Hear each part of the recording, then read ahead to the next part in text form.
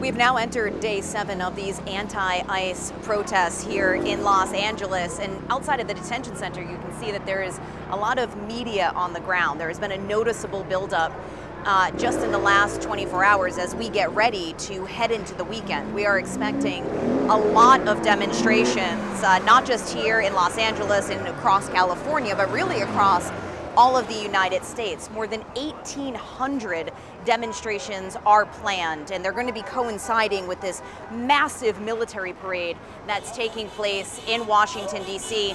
on President Trump's 79th birthday. But what we are waiting for here in California right now is a decision from this federal court. California had asked the court to intervene to limit the authority and power and scope of what troops like these National Guard soldiers here behind me can carry out. There are 4,000 National Guardsmen on the ground. There are 700 Marines who have been training about a half hour south of the city.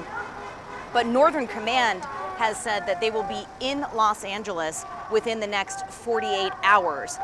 The Defense Secretary, Pete Hegseth, was asked about this court case when he was testifying earlier today up in Washington, whether or not the Trump administration would abide by the ruling of this judge, and he was very non-committal in his response. So there's concern that even if this judge puts an injunction in order, that these troops will remain and that the scope of their authority will be unclear. But certainly a lot of people here in Los Angeles and really across the country where we're seeing these protests sprouting up are venting their anger over President Trump's immigration policies. And for communities like this, it's about the raids. This is a majority Hispanic and Latino community, and they say that families are being ripped apart and that people are being taken from their homes. Of course, the Trump administration says these raids are necessary to get criminals out of the United States. So they're at a standoff over that. But these protests like we're seeing here, expected to continue right through the weekend.